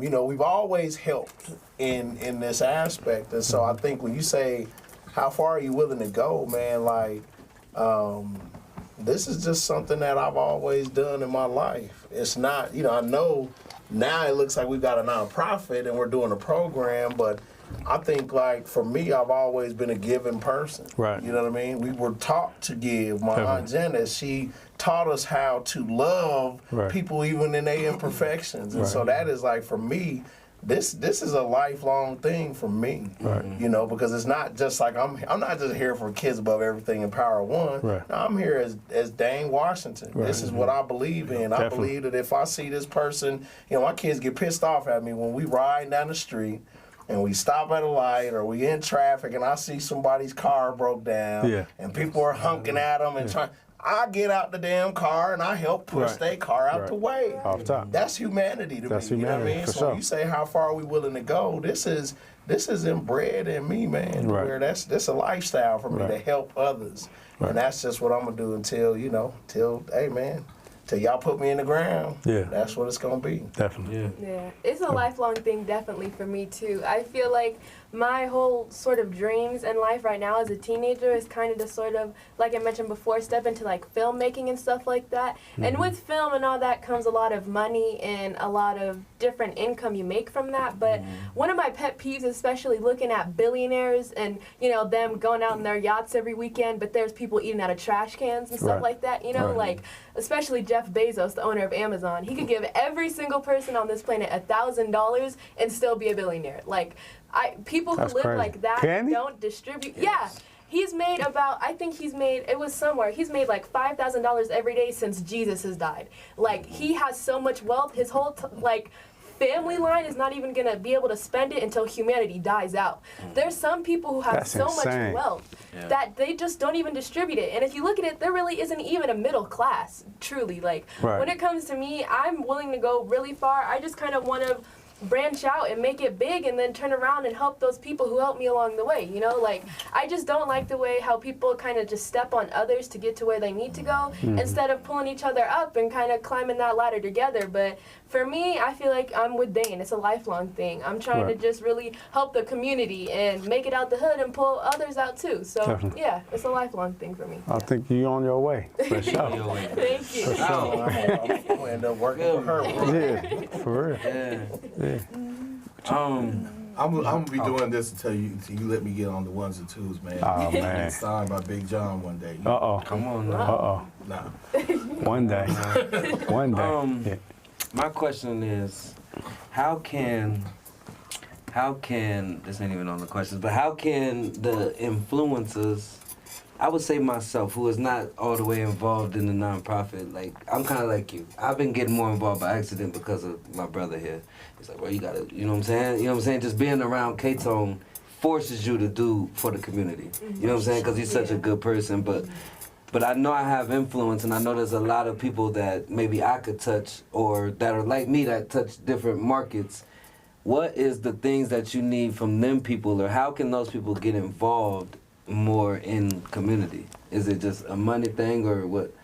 Like, no, I don't. I think that's where we always get lost in the sauce. Yeah, the money is a resource that can help move some things, right? Yeah. But without people with commitment, without people that are, like you said, like AP, willing to just take what he got and go down there to feed some homeless folks, that's what we need. We need people to do the work. I think everybody gets caught up on the money and the idea of like, oh, we could do this cool thing. Yeah, we could do this cool thing, but it's gonna take some damn work to get it done. So who's willing to really roll up their sleeves and get down there in the mud and say like, let's go do this, right? So even with those influencers, right, with those folks, like, I mean, I get it. Some of these guys are rich. Some of them have money. If they can provide some of those resources, great. But I think for me, if LeBron James or the most famous guy was to say, how do we get involved? Bruh, come on down here with us. That's it. It takes effort. It just first takes effort. Like, people have to want to do it. Like, for me, you bring me, I just want to do it. You know what I mean? Like, I started my scholarship program out of my pocket. Like, I wasn't getting no donations for that. People had to tell me, like, bro, what is you, do a fundraiser. You know what I'm saying? Why are you paying $1,500 out of your pocket? Well, you ain't even got it. But it was just something that I wanted to do. So I think it really just starts there. You know what I'm saying? Like, you have to want to do it, then show the effort. Just show up. Because a lot of times these kids, man, they just want to see you. They just want, they want to see it. Like, you know what I'm saying? Y'all remember Brandon Marshall, the receiver from the Broncos? I was working for this other nonprofit, and you know, he had got into some trouble. He needed to rehab his image, whatever. So he was coming down to this after-school program over at Wyatt. He was coming down like 3-4 times a week, and just hanging out with the kids. And it made their day, right? And he did this for about 3-4 months, and then when Christmas came, and you know, not all the Broncos, but a bunch of the Broncos came to this Christmas party. It was off the hook. Fatburger, you know, they catered it. Jay Cutler was there. And you could tell the Broncos who wanted to be there, they had as much fun as the kids did versus Jay Cutler, who I overheard talking to his managers like, how long I gotta be here for this shit? Right. And like, the kids weren't even vibing with him because Brandon Marshall giving them piggyback rides, shoulder, the other, and then, you know, he loved it so much that like he took all the kids to Elitch's, just bought out the park and rode the rides with them, and like that's how the influencers could do it. It's like giving these kids a little bit of hope, saying, you know, I haven't forgot about you. I come from the same soil you came from. I'm giving back to that same soil, and you can come back and give back when you make it to wherever you're going. You talked about, you know, talking to the kids. They want to know about your life. They just want hope. They don't care about how much money you have. They want hope, for sure. Right? I mean, there is some kids going to be like, hey, mister, you going to give me $50? Oh, yeah. You got them kids. You got them kids, for sure. Yeah, I think one of my mama want your phone number. You know. Yeah. I think one of the dopest things I've seen from that level, man, when Melo was playing for the Nuggets, and they had the Boys and Girls Club over there on Boston. Came and hung out at and like to Jonathan's point, he was really in there kicking it, right? My little cousin Josh and Robert, man, like whatever they did, they rubbed off on Melo to the point where about 3 days after this event, he pulled up on them in a limo, took them out, took them shopping, and just like, I mean, and like they still to this day have never forgot that story. Memories. You know, and it was just that experience of that our family even just kind of like, man, you know, people say what they want about Carmelo Anthony, but I rock with Carmelo. And it's just that experience, right? To feel like this guy that's way up here, you know, to what we see in the public view, he came over here to just rock with us, and that's really what they, like he said, that relationship piece is the key, dog. You won't have results without relationships. Yeah, absolutely. Real quick, you can say the question, but that goes back to what's my best advice I always give. Relationships. Are it's key. All about relationships. Hey, relationships You feel me? Man. They key. Yep. Listen, we have that celebrity, that legend. His name is DJ KTONE, and this Saturday, the block party. Oh yeah. KTONE Cares. Going down at the Park Hill Golf Course. Yeah. It's gonna be lit. Definitely. It's gonna be cracking. I'm coming. Maybe. So I do got a question, man. Okay. And if you want, come on, interview KTONE. No. I just kind of, I'm looking at this sign, you know, and I only see one date on there, man. Yeah. Like, Okay. No. Yeah. My bad. Am I like putting the cat out the bag? No. Well, I told them, but so this is just the first one. Okay. We're doing. Okay. Switch it up every time. Yeah. We're gonna have a new one of these. Oh yeah. We're gonna have a new one. I'm just, you know. So you know, the first one is the 26th, is this Saturday, but it's every last Saturday of the month until September. Man. A different location. This first one is at the Park Hill Golf Course. But I mean, you know, we just doing it for the community, man. You know, the Park Hill Strong, we're really trying to keep it, you know, within the community, man. Like I said, music, we got games, we got bounce houses, we got the big Connect 4 for the kids. We got what's the cornhole? We got man, I can't name everything.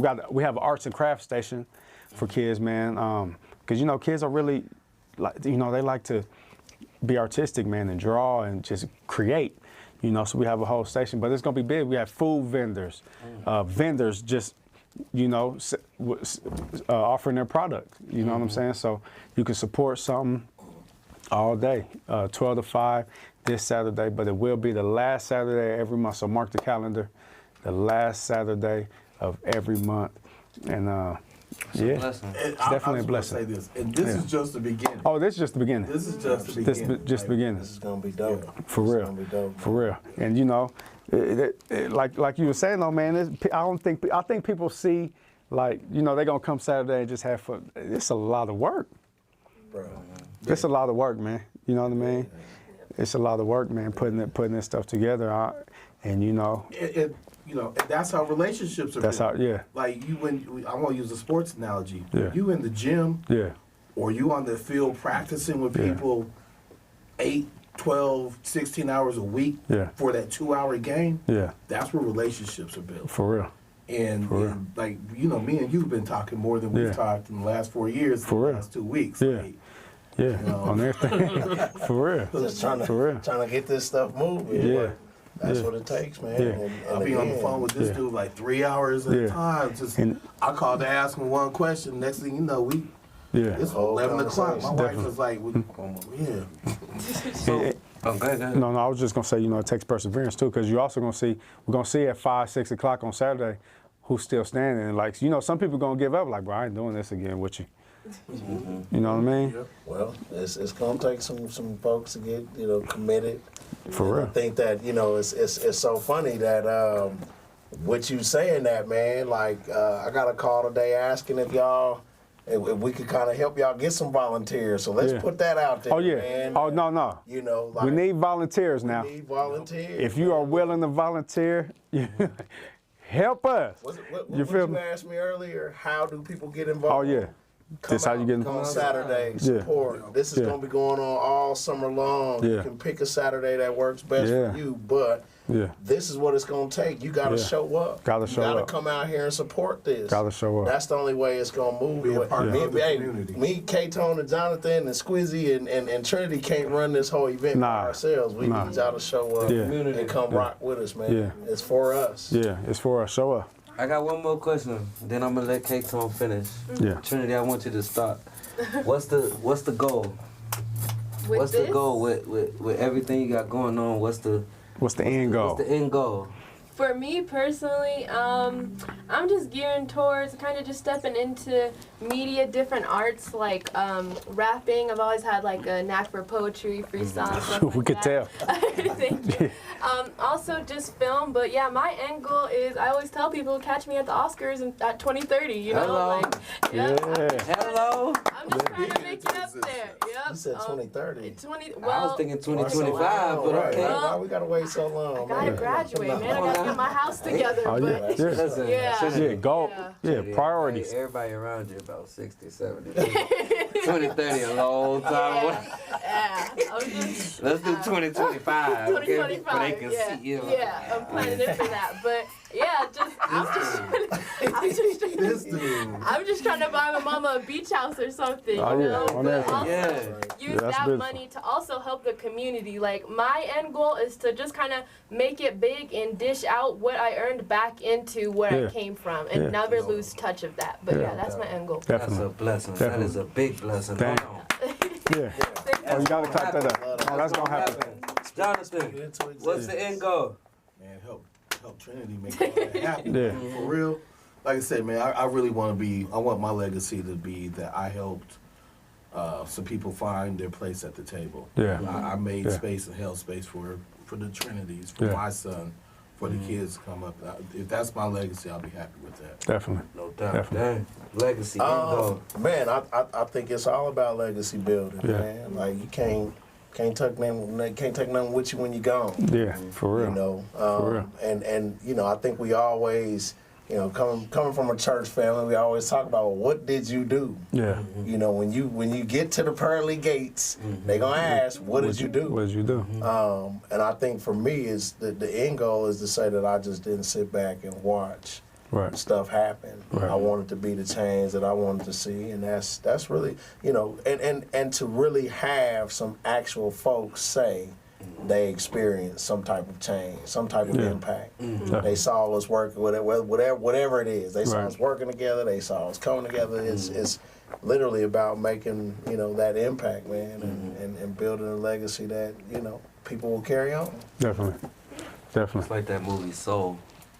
Absolutely. That's all? Yeah. That changed Yeah. my whole life. That's a powerful movie, boy. Yeah. Absolutely. Yeah. K-Tone, what's the end goal? What's the legacy? What's the end goal? Legacy, man. Like what you how Besides your statue. That's what I was gonna say. How you start the show off every time.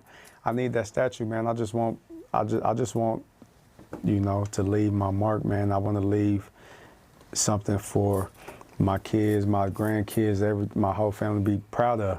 You know, saying K-Tone did that. K-Tone wasn't about himself. You know, K-Tone was about his community, his city, his state, you know, my philanthropy work. You know, I think DJing is just a tool and a stepping stone for me. You know what I mean? I think that just helps me. It's helping me get to where I need to be and utilize that to, you know, for the masses, to teach the masses, man. You know what I mean? So I just want, at the end of the day, want to leave something for my kids and my family and my city to be proud of. I need that statue. I need that. I'm gonna speak it into. Yeah, I need that statue. You know what I'm saying? For real. That's a blessing. Shout out to all y'all.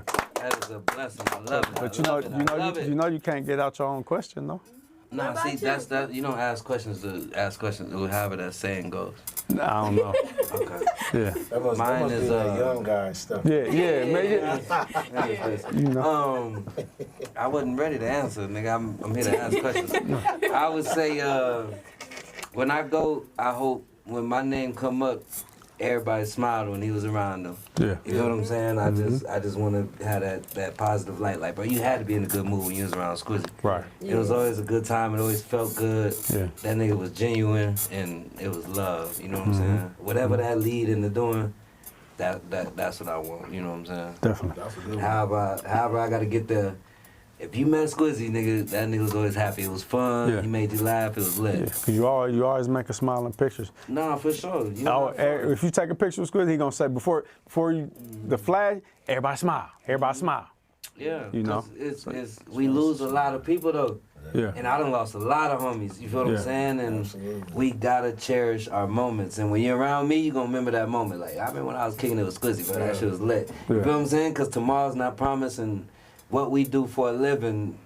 There's a lot of moments where we see somebody having fun and we never see them again. Right. You feel what I'm saying? Right. Like they might die that night, they might die that morning, that week. Yeah. You don't see them next Saturday, or you know what I'm saying? And where I'm at in life, a lot of my friends ain't made it this far. You know what I'm saying? But my last memory with them was we was having a ball. You feel what I'm saying? We was having fun. Or I wish I would have told them this when we was together. You know what I'm saying? So I want people to know that I love them and get them flowers out and make sure they had a good time when they was with me, because you never know if it's the last. Definitely. You feel me? I love that. And with saying that, man, I want to say rest in peace to Kiki too, man. Kiana Price, man, that was a good friend of mine. Grew up with her, know her family, know her daughter. You know what I'm saying? I mean, you know, she just recently lost her life last week. Was it last week? I think last week. Yeah. You know. Yeah, man. You know, life is short. It is. You know what I mean? We're here for a good time, not a long time, baby. Definitely. Come on, and I'ma look good. It's like, you feel me? Say nah. Yeah. But it's love. Real Real quick. Set you up, but go ahead. I was gonna throw you the hoop, but nah. Throw me the hoop, I ain't man. gonna throw it no more. Throw the hoop, Nah, man. just throw your bounce pass. Go ahead. Nah. Set it off. I want thank our guests real quick.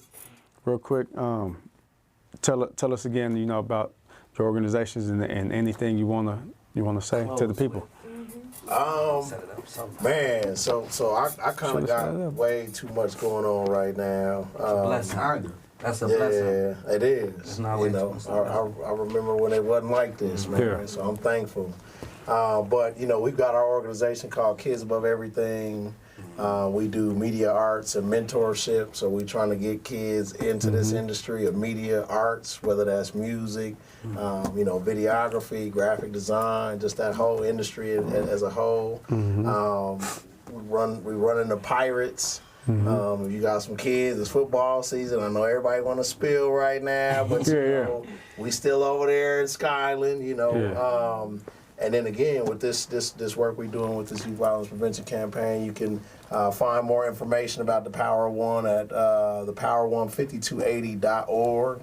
So the Power of 15280.org, just how it sounds. And you know, again, man, that's where you can find me. Okay. I even put my number on social media. So if you know you need to get out and reach me, hit me up, man. I'm gonna call you. Hit me up. I'm gonna call you. Well, with me, yeah, I just feel like it's all about, at the end of the day, the community, uplifting the youth. An idle mind is the devil's playground, as my mom always tells me. So just keeping the youth busy, giving them something to do other than gangbang, pretty much. And yeah, that's, at the end of the day, it's all about the youth and the kids. You're also trying to got quotes and everything. Grandma, My first time here. Nothing wrong with that.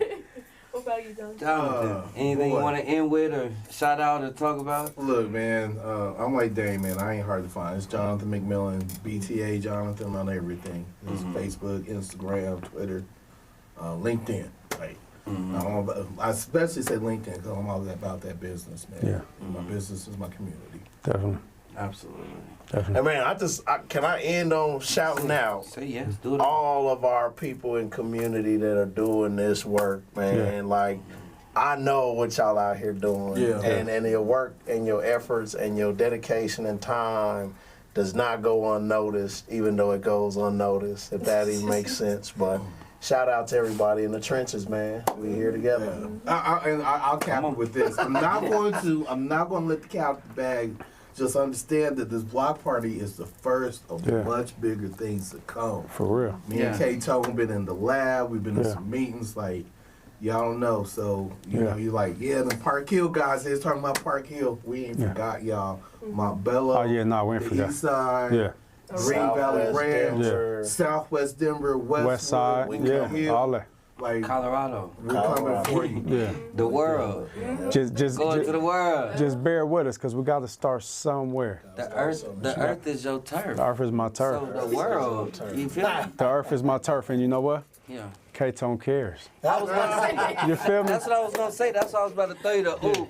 I want to give a big shout out to you for starting your foundation, getting your foundation off the ground, having your first event, KTONE Cares Foundation. Yeah. That in itself is big, and I know it's been a long time coming. So shout out to you for that. I'm gonna give them flowers for that. Right on. You know what I'm saying? Thank you. Thank you. I'm right behind you. Yeah, you're right behind me. We celebrating life, man. Yeah. Feel what I'm saying? But yeah, I mean, you know, the KTONE Cares Foundation, man, this is just one of many things under the umbrella. You know what I'm saying? One of many projects under the umbrella. And I don't waste no time, man. If y'all know me, you know I ain't gonna waste no time. We getting right to it, right active. I ain't got time to play. You know what I mean? We losing lives, we losing kids. I ain't got time to play. So this Saturday, block party. We're gonna show you how to, you know, we're gonna bring the party to the block, man. That's really what we're doing. Park Hill Golf Course. Park Hill Golf Course. It's gonna be fun, man. It's gonna be fun. 12 to 5. It's gonna be fun. You know, and yeah. It's lit. Thank y'all for appreciate you. Yeah. Oh no. Thank y'all, bro. I learned a lot. Yeah. I take this show to learn what is going on in the city. We about the music, but I learned so much from this because I ain't really know none of y'all. KTONE said, this is what we got on the show today. Y'all came in here and taught me so much tonight. I ain't even gonna lie to y'all. And this is what we need. Y'all talk to people that's watching. Yeah. Education and just getting the word out is what we need, because like y'all said, there's a lot of stuff you just don't know about it. You know what I'm saying? So I ain't know about half of the stuff y'all said today. And now I know, and I can go tell somebody else, because word of mouth is better than any social media and any all this new stuff we got. You feel what I'm saying? So thank y'all, bro, on the real. And young lady, I'm sorry. And you was getting a lot of love today. I meant to read some comments. I'm gonna read a couple comments. Trinity is amazing. She's gonna be a force to be reckoned with. I love her so much. Little sis repping you, son.